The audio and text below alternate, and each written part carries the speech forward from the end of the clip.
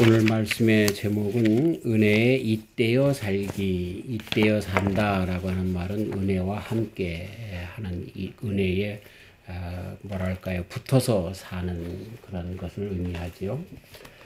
이 세상에서 가장 행복한 사람이 누굴까? 뭐 사람마다 행복에 대하여 정의가 다 다를 것입니다. 저도 행복이 무엇인가에 대해서 참 나 나름대로 삶이 불행했다고 생각을 해서 중학교 때 어머님이 돌아가시고 대학 2학년 때 아버님이 돌아가시고 혼자 자취하면서 아르바이트 하면서 공부하면서 그렇게 참 어려운 나날들을 지낼 때 참 불행한 것 같았습니다. 내가 그 예수님을 의지하고 살아서 견뎠지, 아니면 저도 참 이상하게 나아갈 수 있는 많은 그런 뭐랄까요, 그런 일들이 많이 있었을 겁니다. 그때 제 마음 가운데 생각했던 것이 뭐냐면, 행복이란 무엇일까? 어떻게 하면 사람이 행복할까? 내 장래는 행복할까? 하는 생각들을 많이 했는데,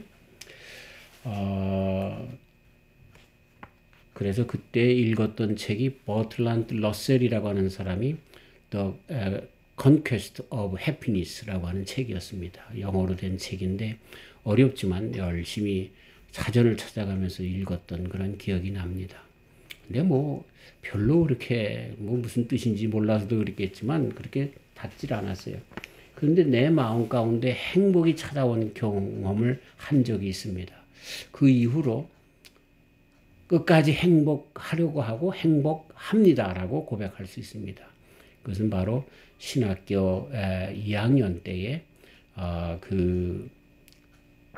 언젠가 한번 말씀을 드린 것처럼 그 전과 11범이었던 우리 그 동기 신학생이 있었는데, 이 전과 11범이라고 하는 삶을 살았는데도 그 사람의 간증을 듣고 미국의 어떤 독지가가 그분에게 돈을 많이 장학금을 주고 그가 이제 대학원까지 공부해도 대학원까지 다 차려주고 그분이 개척교회 하면 개척교회 헌금 자금도 대주고 그렇게 해주겠다는 그런 그 발표가 있었어요. 우리 채플 시간에.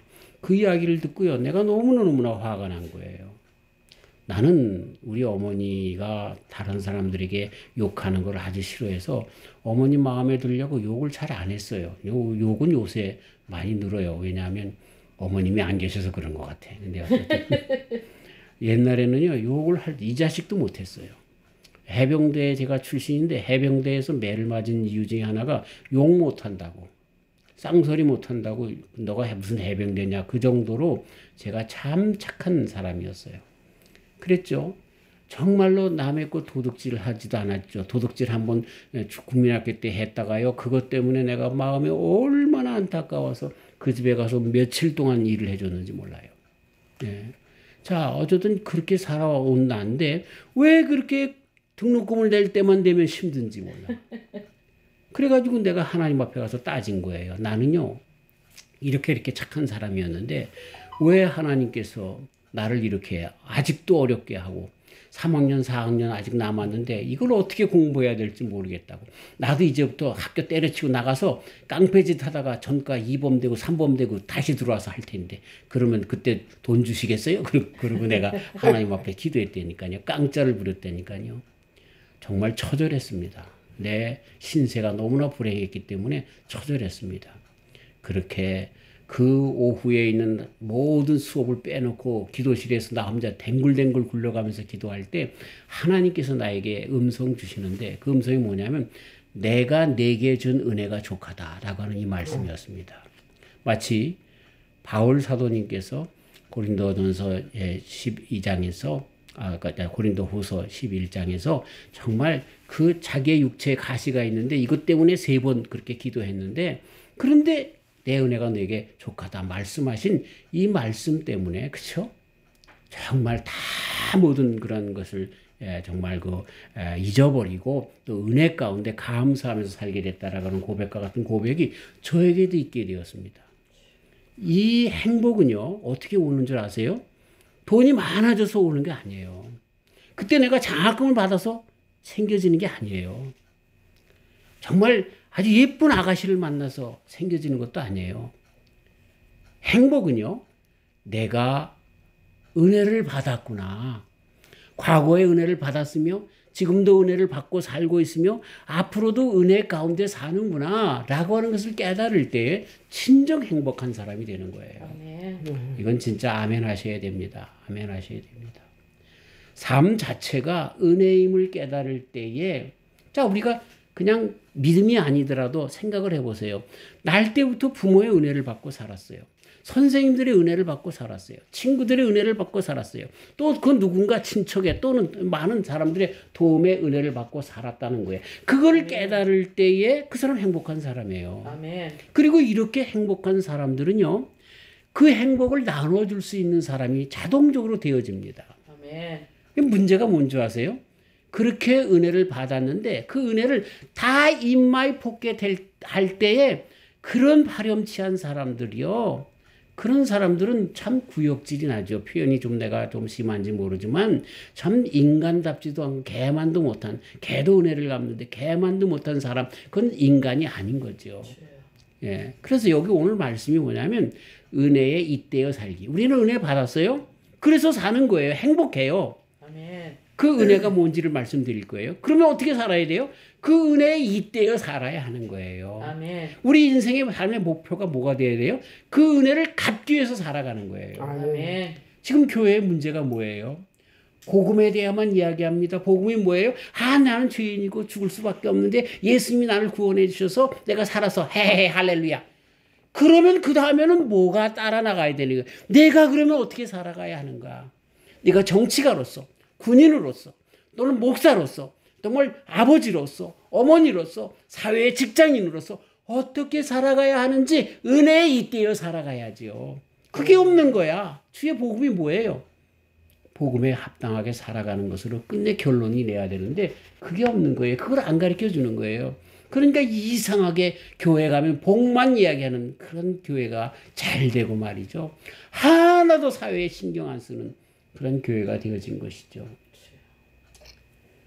죄를 이 은혜인 것을 깨닫지 못하는 사람들은요 늘 불평, 불만, 그 다음에 짜증, 비평 이런 것들만 그 마음속에 다 갖고 있어요. 은혜를 받았는데도 또 그 은혜를 잊어버리고 살아가는 사람들에게는요 이 불평, 불만만 있는 거예요. 끝내 가서는 뭐예요? 아버지가 나한테 해준 게 뭐가 있어? 이렇게 나오는 거죠. 자, 그 은혜의 근거가 뭡니까? 우리 지난 시간에 말씀해 드린 것과 마찬가지고 오늘 말씀 4절에 긍휼에 풍성하신 하나님이 우리를 사랑하신 그 큰 사랑을 인하여 그것이 사랑의 하나님이 은혜의 근거예요. 그분이 정말 본체론적으로 그 본성이 그러면 사랑하는 그런 사랑, 그 사랑이 특별히 내리 사랑 가운데 끊임없이 사랑하는 그 은혜 가운데서 그 은혜가 우리에게 주어지는 거예요. 네. 자, 그렇기 때문에 그 은혜라고 하는 것은 이 세상 모든 사람들에게 오늘도 주시는 거예요. 해와 비를 죄인이라도 악인이라도 의인과 똑같이 나눠주시는 주님에게서 또 볼 수가 있는 거죠. 그러나 지난주에 말씀이 뭡니까? 하나님의 자녀된 자들에게는 특별한 은혜가 있는 거예요. 아멘. 이 땅에서뿐만 아니라 영원한 하늘나라의 자녀로 삼아주시고 하늘의 영원한 복으로 함께 하신다라고 하는 것입니다. 그런데 그 하나님의 자녀가 되는 것에 입문이 뭐라고 그랬어요? 회개하는 거예요. 나를 복종하고 우리 주님을 받아들이면서 예수님을 믿으면서 나가게 되는 것이죠. 오늘 에베소서 2장에 있는 말씀이 이것을 다시 한번 정리하고 있는 거죠. 자, 한번 보세요. 은혜가 뭔가? 은혜는 우리가 구원받음이 제일 먼저 은혜입니다. 은혜 가운데 가장 큰 은혜가 뭐예요? 나 같은 죄인 구원받은 게 가장 큰 은혜예요. 요한에슬레 선생님이 입신 가운데 꿈속에서 하늘나라에 갔는데 보니까 하늘나라에 꼭 올 줄 알았던 사람이 안 온 거예요. 못 온 거예요. 또 저 사람은 하늘나라에 갈 수 없는 사람 같은데 하늘나라에 떡 와서 있는 거예요. 그리고 더 놀라운 것은 자기와 같은 죄인도 하늘나라에 와 있다는 사실에 놀랬다는 겁니다. 그 은혜에 감격했다는 것입니다. 가장 큰 은혜는 다른 사람이 아니에요. 내가 구원받았다는 것이 은혜 중에 가장 큰 은혜라 하는 이야기입니다. 자, 보세요. 그러면서 바울 사도님은 이것을 어떻게 설명하고 있냐면 우리의 은혜 받기 전의 상태와 후의 상태를 갖다가 이 말씀 가운데 가르쳐주고 있습니다. 그래서 1절부터 3절에 보면 허물과 죄로 죽었다. 이렇게 우리들의 전의 상태를 가르쳐주고 있습니다. 로마서 6장 23절 3절에 죄의 삭은 사망이다 그랬어요. 허물과 죄로 죽었던이라고 하는 말씀과 일맥상통하는 말씀인 거죠. 그 다음에 어떤 우리들이었냐? 이 세상의 풍속을 쫓고 공중 권세 잡은 자를 따랐다. 이것이 로마서 12장 2절에 이 세대를 본받지 말라라고 말씀하신 그 이 세대와 같은 맥락의 말씀인 것입니다. 근데 그때 우리들의 삶이 뭐예요? 육체의 욕심을 따라 지내며 육체와 마음이 원하는 것을 하였다라고 하는 것입니다. 살아가는 삶의 목적이 뭐예요? 어떻게 하면 돈을 벌까? 어떻게 하면 맛있는 거 먹을까? 어떻게 하면 육체의 쾌락을 누릴까? 이것에 초점 맞춰서 살았다라고 하는 것입니다. 이게 우리 인간들의 본래 변화되기 전에 이 세상 공중 권세 잡은 자의 영향력에서 살아갔던 야, 네 몸이 네 것이 아니냐. 그러니까 즐겨라, 마셔라, 정말 엔조이해라. 이러한 사탄의 계략에 빠져서 나갔던 사람들의 모습이었다는 게. 근데 그 악과 그 죄가 그것을 악이다, 죄다 이렇게 말씀하시면서 그 결과가 뭐냐? 사망이라고, 죽었다라고 그렇게 결론 짓고 있는 것입니다. 그래서 본질상 진노의 자식이었다 이렇게 이야기합니다. 본질상 진노의 자식. 여기에 육체의 욕심을 따랐다. 육체의 마음에 원하는 것을 하였다. 이렇게 3절에 기록하고 있는데요. 이 육체라고 하는 말을 이제 본래 이 헬라어 언어에 보면 사르크스라고 하는 단어를 씁니다. 우리들의 몸이라고 하는 단어는 소마라고 쓰고 있습니다. 그래서 육체라고 하는 말, 우리 한국말에는 육체, 몸 좀 비슷한 말 같아요. 그래서 이 육체는 고기 덩어리와 같은 그냥 동물적인 그런 어떤 그 인체 해부도에 의한 그런 것들 그렇게 보는데 여기에서 나오는 사르크스라고 하는 말은 그런 몸이라고 하는 개념이 아니라 욕심 덩어리 또는 이 소욕으로 가득 차서 이 디자이어 어떤 것을 점점 가지려고 하는 그런데 그것이 선한 욕구가 아니라 정말 어떻게 해서든지 남의 것을 빼앗다 할지라도 나만 편하면 되는 나만 잘 먹고 잘 살면 되는 이러한 욕심들 이런 것이 우리의 육체에 사로잡혀 살아가는 인간의 본성이라는 거예요. 태어날 때부터 그렇다는 거예요. 언젠가도 말씀드렸죠. 이 3살짜리 아이가 말이죠. 어떻게 하다가 집안에 있는 화병을 하나 깨트렸어요. 그 어머니가 와서 보니까 그 깨져 있으니까 이거 누가 그랬어? 그랬더니 그 아이가 뭐라 그래요? 아직도 뒤집지도 못하는 갓난아이 보고 제가 그랬다는 거예요. 예. 왜? 그렇게 되면 혼날 줄 아니까. 이 육체의 소욕, 욕심, 또 그것 때문에 내 육체에 어떤 그런 그 해악이 주어질까봐 라고 하는 두려움 속에서 이렇게 책임을 전가하는 사단이 준 그 악의 씨를 먹었기 때문에 나타나는 본성서부터 이렇다는 거예요. 이게 우리 전의 상태라고 하는 것입니다. 그래서 본질상 진노의 자식이다 이렇게 이야기를 합니다. 그래서 이럴 때 우리가 구원받기 전의 상태는 뭐예요? 뭘로 얘기할 수 있어요? 파멸, 지옥, 정말 멸망, 흑암, 저주 이런 단어들만 그대로 있는 그런 삶을 살아왔다는 것이죠. 근데 후의 삶이 뭔가 5절부터 6절에 그리스도와 함께 살게 되었다는 것입니다. 5절 말씀 은혜로 구원받았다. 5절 말씀 그리스도와 함께 하늘에 앉게 되었다. 6절 말씀. 그래서 여기에 말씀 보면은 정말 전에는 멸망, 파멸, 뭐 이런 욕심, 뭐 이런 그냥 불만, 뭐 이런 것들이었지만 이제는 후에는 그리스도로 말미암아 함께 살았는데 그래서 은혜, 자비와 사랑, 그리스도로 말미암은 천국 삶, 새 삶. 그래서 고린도후서 5장 17절 말씀 그리스도 안에서 새로운 피조물이라 말씀하신 이 피조물로서의 삶이 우리 성도들의 삶인 것을 가르쳐주고 있는 것입니다. 자, 첫 번째 가장 큰 은혜가 뭐예요? 구원받은 거예요. 멸망의 자식이었을 수밖에 없었던 이거는 어쩔 수 없어요. 모든 사람들이 죄 아래에 있었거든요. 그랬는데 그리스도 안에서 구원받은 자로서 주님 앞에 돌아오지 않으면 이러한 그 은혜를 누릴 수 없다라고 하는 것입니다. 그러면서 그리스도로 인한, 그래서 그 전제가 그리스도로 인한 구원받은 새 사람이라고 가르쳐주고 있습니다. 갈라디아서 3장에서 바울 사도님은 계속합니다. 13절 그리스도께서 우리를 위하여 저주를 받은 바 되사 율법의 저주에서 우리를 속량하셨으니 기록된 바 나무에 달린 자마다 저주 아래 있는 자라 하였습니다. 이는 그리스도 예수님 안에서 아브라함의 복이 이방인에게 미치게 하고 또 우리로 하여금 믿음으로 말미암아 성령의 약속을 받게 하려 함이니라. 아멘. 은혜 중에 가장 큰 은혜가 뭐예요? 구원받는 것이에요. 근데 그 구원은 어떻게 됐어요? 우리가 된 것이 아니라 우리 예수님이 그 죄에 싹슨 사망이어서 그 저주 아래 놓을 수밖에 없는 우리 인생을 대신하여 당신이 피 흘려 죽으심으로 우리가 구원받았다라고 하는 거기에 있는 것입니다. 그래서 그리스도 예수님은 우리를 사랑하시어서 구원하시려고 하시는 하나님의 특별 은총인데 그 안에서 우리가 구원받았다라고 하는 것입니다. 이 은혜 없이는 구원은 불가능한 한 것이죠.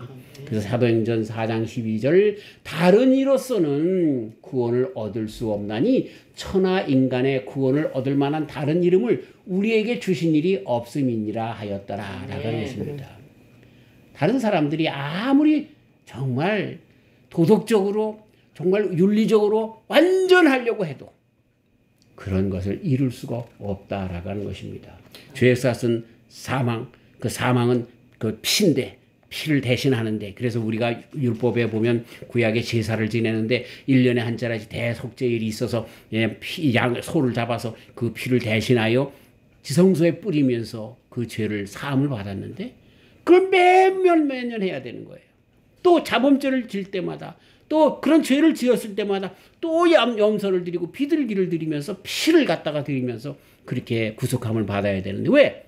피가 생명인데 너가 죄를 져서 그 생명은 피라는 거예요. 그 대신해서 그렇게 피제사를 드리게 했는데 그 피 단번에 예수님께서 대속 제물이 되셔서 우리의 죄를 사하여 주셔서 우리가 구속함을 받았다라고 하는 겁니다. 아멘. 그래서 은혜 중에 가장 큰 은혜가 뭐예요? 그리스도 예수님 안에서 얻은 영원한 생명 구속이 가장 큰 은혜라고 하는 것입니다. 아멘. 절대적인 은혜죠. 이것만 자랑하면 우리는 정말 신앙 안에서 오판하지 않고 교만하지 않고 끝까지 믿음 안에 나아갈 수가 있는 것입니다. 아멘. 자, 그러면서요 똑같은 말씀인 것 같은데 재밌는 말씀이 그 다음에 나오는데 8절 말씀에 너희가 그 은혜로 인하여 믿음으로 말미암아 구원을 얻었나니 이것이 너희에게 난 것이 아니요 하나님의 선물이라. 아멘. 이 선물 은혜 똑같은 말씀인 거예요. 자,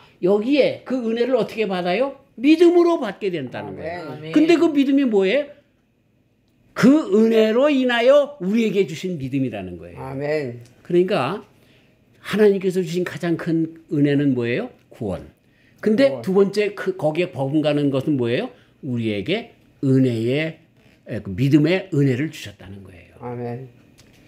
많은 사람들이 그 믿음에 대해서 잘못 오해를 하는데 여기에서 보면 여기서 나오는 것은 구원에 이르는 그 믿음을 이야기하는데 그것은 은혜로 말미암은 것이다 라고 하는 것을 가르쳐주고 있습니다. 우리의 믿음은 은혜로 말미암는 것이다. 예, 아멘. 우리에게 은혜로 믿음을 갖게 하시고 그 믿음으로 구원을 얻게 하신다. 그 믿음을 누가 줬어요? 하나님이 그것도 줬다는 거야. 우리가 내가 믿을래 해서 믿을 수가 없다는 거예요. 전도하다 보면은요 똑같은 말을 들어도요 계속해서 꼬투리 잡아가지고 얘기하려고 하는 자가 있어요. 제가 대학 다니면서 성화회를 하면서 성화회는 병원에 전도하는 데인데 그래서 월요일마다 신학교는 월요일날 수업이었거든요. 그 월요일마다 병원을 다니면서 전도를 합니다. 근데요 병원 전도회가 참 좋은 게 뭐냐면 병상에 있는 분들이 예수님을 잘 영접해. 자기가 굉장히 좀 극한 상황에 있다고 연약한 상황에 있다고 해서 그런지 잘 영접을 하더라고요. 근데요 그럼에도 불구하고 끝까지 마음을 다쳐서 복음을 못 받아들이는 사람들도 있더라고요. 똑같이 말씀을 전해도 어떤 사람은 듣고 어떤 사람은 안 들어요. 그러면서 보니까 그런 결론이 생기더라고요. 야, 믿어진다는 것은, 제가 믿는다는 것이 아니라 믿어진다는 것은 진짜 하나님께서 택하신 자들에게 주시는 은혜구나. 아멘. 보세요. 의심 많은 허버니가 믿어서, 예수님 믿어서 또 목사까지 된 것을 보면 이건 하나님의 은혜가 아니면 안 돼요. 믿어질 수밖에 없는데 어떡하겠어요. 네. 야, 그 주일학교에서 모세가 홍해를 갈라서 이스라엘 백성들이 나갔다 그랬더니 집에 와가지고 이 아이가 아버지한테, 아버지 모세가 지팡이를 들어서 내려쳤더니 홍해가 갈라져서 이스라엘 백성들이 다 거길 건너갔대. 그랬더니 야, 그따위 쓸데없는 소리 하지 말아라. 예? 그게 개울과 같은 거리가 돼가지고서 그 이스라엘 백성들이 다 지나간 거지 그거 바다가 어떻게 갈라지냐 그랬다는 거예요. 그랬더니 어린아이가 무릎을 탁 치면서 하나님 감사합니다. 그렇게 개울과 같은데 이스라엘 백성들을 건너가고 그 사람들 몰사해서 죽었으니 그거 더 큰 능력이네요. 그랬다는 거 아닙니까? 이 아이는 어떤 일이 있어도 하나님의 능력을 믿을 수밖에 없는 거예요. 근데 아버지는요, 어떤 말을 해도 안 믿는 거예요. 계속 꼬투리를 잡는 거죠. 제가 대학에 우리 친구를 만나러 갔다가 기다리고 있는데 어떤 사람이 와가지고 누구를 기다리냐 해서 누구를 기다리다가 말이 됐어요. 그래서 전도해야지. 그러다가 전도를 하는데 아유, 이분이 꼬투리 잡아가지고 어떻게 하나님의 아들이 이 육신을 입고 오느냐는서부터 시작해서 어떻게 창세기에 있는 일들이 과학적으로 증명이 되냐고 하면서 제가 그런 얘기들을 전부 내가 아는 지식을 통해서 전부 얘기했어요. 말을 못 하더라고요. 내 말이 맞기 때문에. 과학을 뛰어넘은 이 성경적인 그런 비과학적인 것이 아니라 초과학적인 하나님의 그 뜻을 전하는데 말을 못 하더라고요. 그런데도요, 안 믿어요. 안 믿어. 또 다른 그런 그 정말 그 꼬집는 그런 것들을 통해서 자꾸만 옆으로 새는 걸 보면서 야, 진짜 믿음이라는 것은 하나님이 주시는 은혜구나라고 하는 것을 깨닫게 되었습니다. 하나님이 주시는 은혜 가운데 믿음으로 충만한 저와 우리 성도님들 되시기를 주의 이름으로 축원합니다. 네. 참 여기에 믿음이 뭔가라고 할 때 믿음이 아닌 것이 있습니다. 그거는 신념을 믿음으로 잘못 생각하는 분들이 있어요. 이건 고집입니다. 난 믿어. 그건 믿음이 아닙니다. 그건 신념입니다. 난 그렇게 될 줄 믿어. 그런데 또 다른 차원의 믿음이 있습니다. 이건 믿음, 기독교적인 믿음도 될 수 있고 아닐 수도 있는데 그거는 확신인 것입니다. 예를 들어서 고린도전서 12장에 다른 이에게는 같은 성령으로 믿음을 이라고 하는 말씀이 있습니다. 이거는 성령의 은사 가운데 나오는 믿음인 것입니다. 이것은 사역자들에게 주시는 하나님께서 그 일을 잘 감당하도록 주시는 것이 이 믿음이라고 하는 은사인 것입니다. 예를 들어서 어느 교회 장로님이 계십니다. 그래서 그 교회가 이제는 성도들이 많이 불어나서 새로 예배당을 건축해야 되는데 다른 사람들이 목사님 우리 교회는 돈이 없어요. 우리 교회는 아직도 성도들이 모자라요. 우리 교회는 이래서 안 돼요. 이게 법적으로 무슨 문제가 있고 그럴 때 어떤 장로님이 또는 목사님에게 하나님께서 믿음을 주시는 거예요. 그런 믿음을 이야기하는 겁니다. 할 수 있어. 할 수 있거든요. 무슨 말이냐? 믿는 자에게 능치 못함이 없다. 이러한 그 믿음의 은사를 이야기할 때 그게 믿음인 것입니다. 그러나 우리에게 있어서 정말 이 에베소서 말씀하는 이 구원에까지 이르는 그 믿음이라고 하는 것은 하나님께로부터 오는 은혜인 것입니다.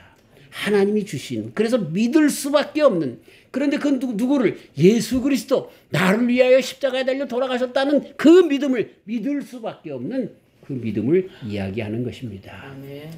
믿음이 은혜로 말미암아 주어지시는 것을 우리가 깨닫고 은혜로 더욱더 큰 믿음, 특별히 그리스도 예수님께 대한 믿음을 갖게 되어지는 저와 우리 성도님들, 그 은혜를 구하는 저와 우리 성도님들 되시기를 주님의 이름으로 축원합니다.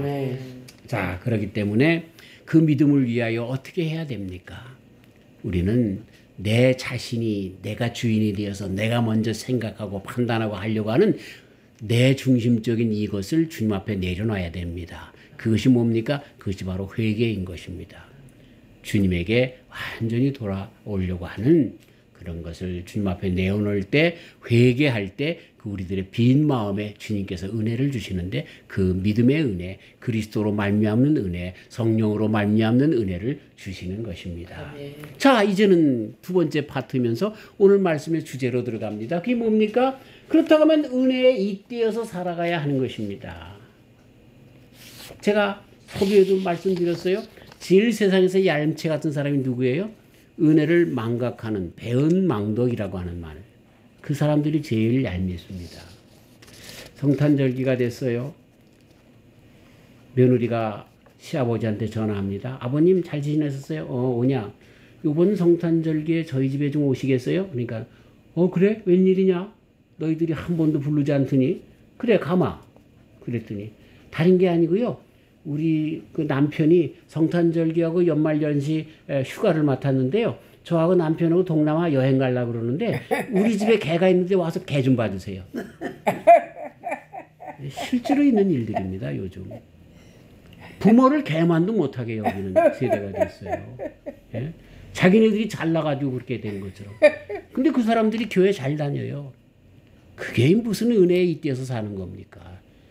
어디에서 지네들이 태어났으며 어디에서부터 정말 그 근본인지 부모님들에게 은혜는 갖고 살아야 될 거 아니야.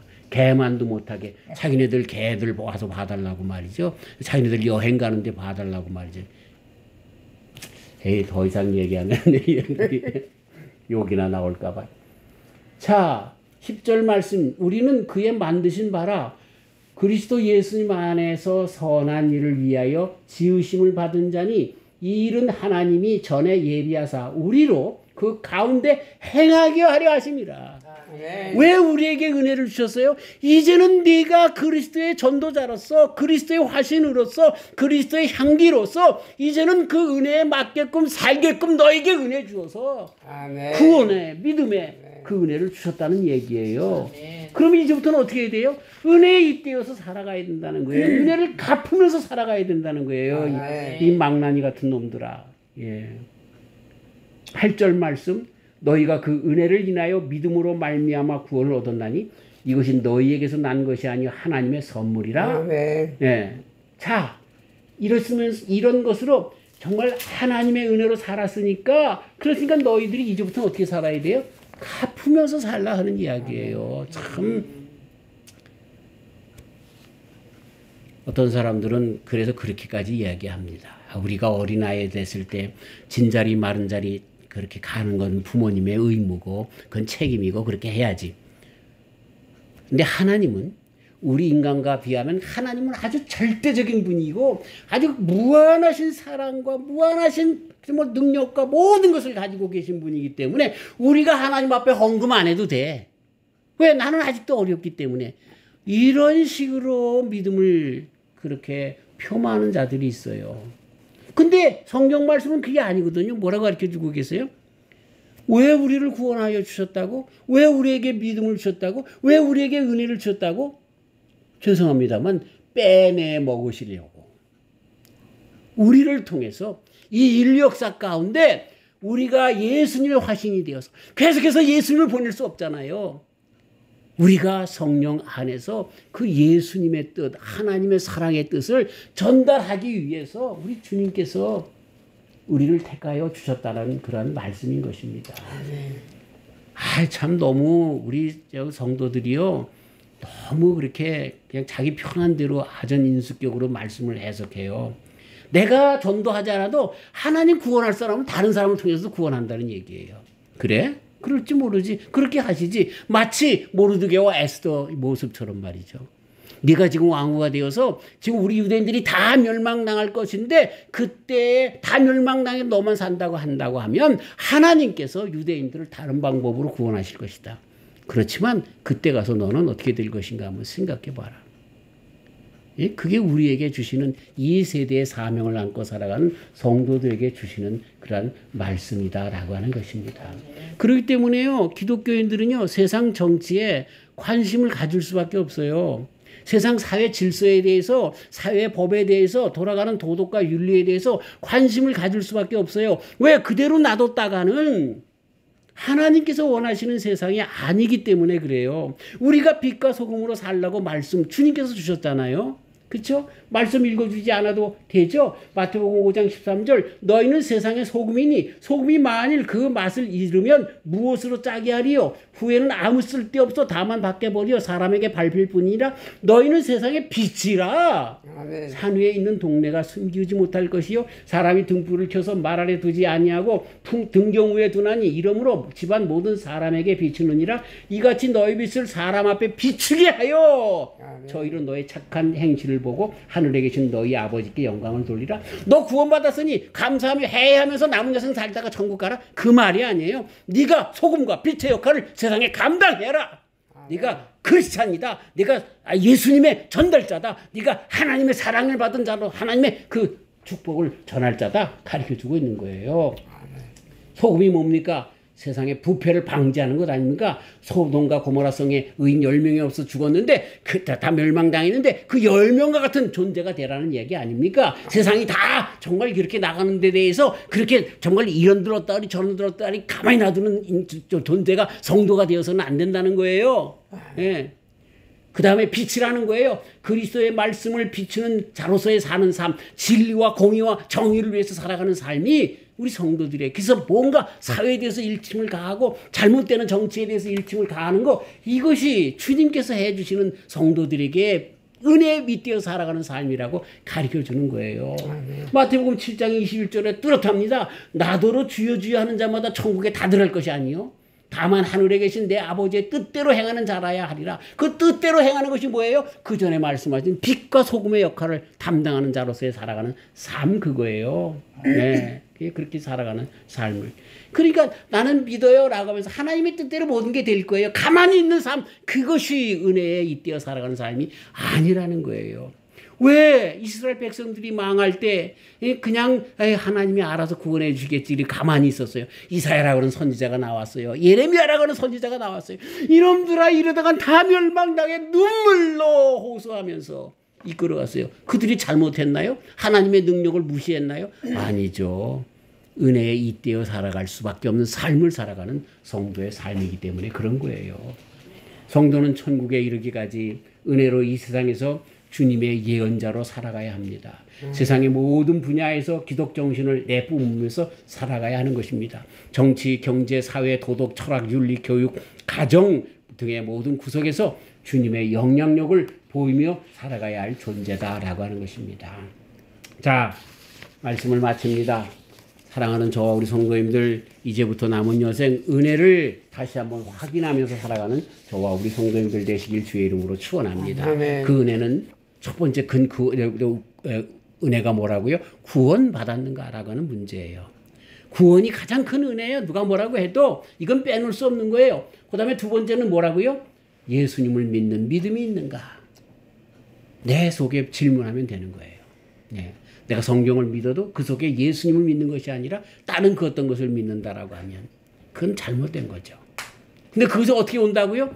주님께서 주시는 성령 안에서 은혜로 말미암은 믿음인 거예요. 믿어질 수밖에 없는 이 믿음을 가졌는가? 그걸 한번 생각을 해봐야 되는 거예요. 우리 사람들에게는 인식의 그런 그 범위가 있습니다. 지성의 범위가 있습니다. 그래서 I know about Jesus가 아니라 I know of Jesus. 나는 예수님을 알아요. 예수님을 믿어요. 이렇게 아멘. 그런 믿음을 그렇게 가르쳐줘야 하는 것입니다. 우리가 하나님을 체험할 때 나는 하나님을 알아요 하는 체험 정도로 끝나서는 안 됩니다. 내가 하나님을 안다라고 하는 것은 야다라고 하는 말을 써야 되는 것입니다.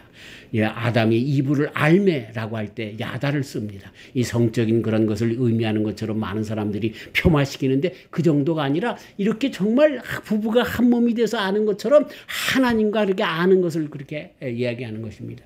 이 관계까지 나아가 주님께서 주시는 그 믿음을 간직하는 성령으로 말미암는 그 은혜로 말미암은 그 믿음을 간직했는가 늘 질문해야 하는 것입니다. 이 일을 위해서 늘 끊임없이 우리는 회개하고 주님에게 섰는가라고 하는 것을 그렇게 받아야 하는 것입니다. 그리고 마지막으로 은혜에 잇대어 살아가고 있는가?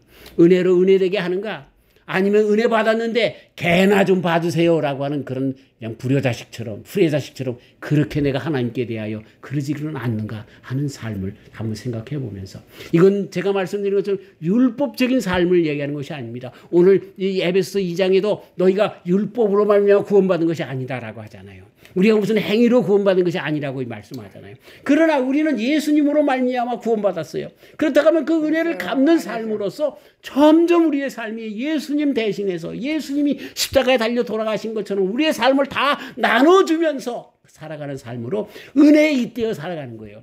그 사람은요 끝까지 예수님께서 부활하신 것처럼 예수님께서 승천하신 것처럼 예수님께서 하나님 우편에 영원히 계신 것처럼 그렇게 부활, 승천, 하나님의 나라 영원한 존재로 살아가는 그 은혜를 계속해서 갖게 되는 거예요.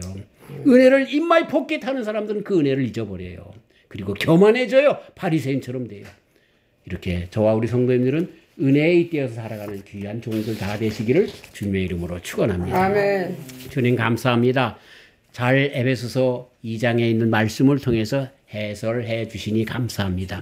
이제는 구원받음의 감사, 은혜의 감사, 또 나는 정말 믿을 수 없는 종인데 은혜 가운데 믿을 수 있게 해주심에 감사, 그리고 이제는 남은 여생 그리스도의 향기로서 주님의 그 은혜를 갚으면서 살아갈 수 있도록 더 힘주셔서 주님과 함께 동행하면서 늘 회개하면서 주님을 붙들고 이 일을 끝까지 이루는 구원의 완성을 이루는 우리 모두가 되도록 축복하여 주시옵소서. 아멘. 은혜의 계절에 은혜로우신 주님을 찬송하오며 감사하옵고 예수님의 이름으로 기도하옵나이다. 아멘.